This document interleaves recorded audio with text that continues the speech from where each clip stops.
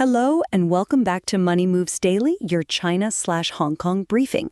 It's Thursday, September 4th, 2025. I'm Sophia Reyes. And I'm Jason Miller. Sophia, it's been another mixed bag in Asian markets. We're seeing the Hang Seng trying to find its footing after a volatile session, while mainland markets like the Shanghai Composite dipped.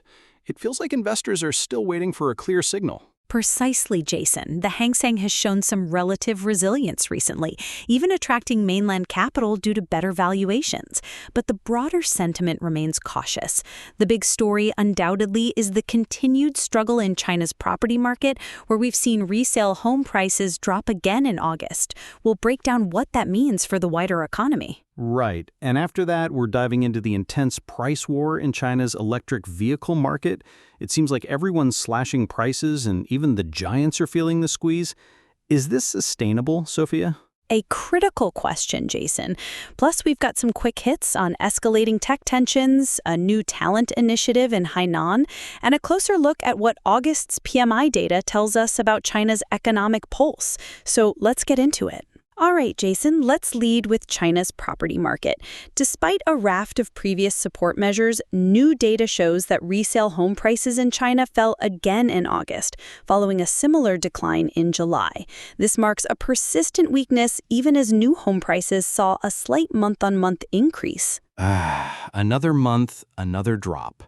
Sophia, for the average investor watching from the sidelines, or even a local homeowner, this must feel like a never-ending cycle. We've heard about various measures, from interest rate cuts on housing provident funds to easing purchase curbs in some cities. Are these policies just not cutting through? It's a multifaceted problem. While policy support like the PBOC's earlier RRR cuts and lower housing loan rates has aimed to inject liquidity and reduce borrowing costs, the fundamental issue of consumer confidence remains fragile. The official construction PMI, for example, dropped from 49.1 in August, the lowest outside the pandemic, indicating fading support from fiscal stimulus and continued weakness in property construction. The price for volume deals continue to dominate the resale market, suggesting a deep-seated lack of demand despite efforts to stimulate it. So it's not just about affordability. It's about whether people actually want to buy. And if people are hesitant, how does that impact the broader economy? I mean, property has always been such a huge wealth store in China. Exactly. This prolonged downturn creates a significant drag on economic recovery. We're seeing household balance sheets under pressure, and local government finances, heavily reliant on land sales, are strained. The ripple effect extends to consumption and investment across the board. The market is clearly looking for more decisive, perhaps even bolder interventions to truly stabilize the sector, beyond the routine open market operations we've seen recently from the PBOC. Understood. It's a waiting game for stronger signals, it seems. Let's shift gears to something that's always buzzing: China's electric vehicle market. I've been seeing headlines about major players from BYD to Tesla just slashing prices. It feels like a race to the bottom. So what's going on here, Sophia, and who's winning this fierce price war? It's less a race to the bottom, Jason, more a high-stakes battle for market share and technological supremacy. Chinese EV makers, especially budget-friendly models, are driving sales in August. Brands like Leapmotor and XPeng are posting record sales thanks to their inexpensive models. But this comes at a cost. BYD, the world's largest EV maker, saw its second quarter profits fall 30%, even with a 145% rise in overseas deliveries, largely due to the mainland price war. 30%? That's a huge hit to profitability, even for a company as dominant as BYD. And Tesla also jumped into the fray, cutting prices on its Model 3 and Model Y in China. Are they just trying to keep up? Tesla's price cuts are a direct response to this aggressive competition. Their Q2 2025 automotive gross margin contracted to 16.3%, down from 18.3% in Q2 2024, highlighting the margin pressures across the industry. What's really significant is that BYD has reportedly slashed its sales target for 2025 by as much as 16%, aiming for 4.6 million vehicles instead of 5.5 million. Wow. So BYD cutting targets, Tesla cutting prices. Does this mean we're going to see some consolidation? Some companies might not make it in this environment? For international investors, should they be worried about this sector's long-term health? Consolidation is a natural outcome of such intense competition. Companies with stronger vertical integration, like BYD making its own batteries, have a cost advantage. Others are innovating rapidly with AI-driven features and localized software, like Xiaomi's SU7 sedan. Investors should look for companies with strong cash flow, clear technological differentiation, and robust export strategies to weather this storm. It's a challenging environment, but it's also fueling incredible innovation. That makes sense. It's not just about who sells the cheapest car, but who can innovate and adapt quickest. Let's move on to our quick hits. Sophia, what else has caught your eye? First up, the Hong Kong stock market is showing some relative strength. While mainland indexes like the Shanghai Composite have seen some profit-taking, the Hang Seng has been relatively stable, even attracting mainland investors seeking better valuations.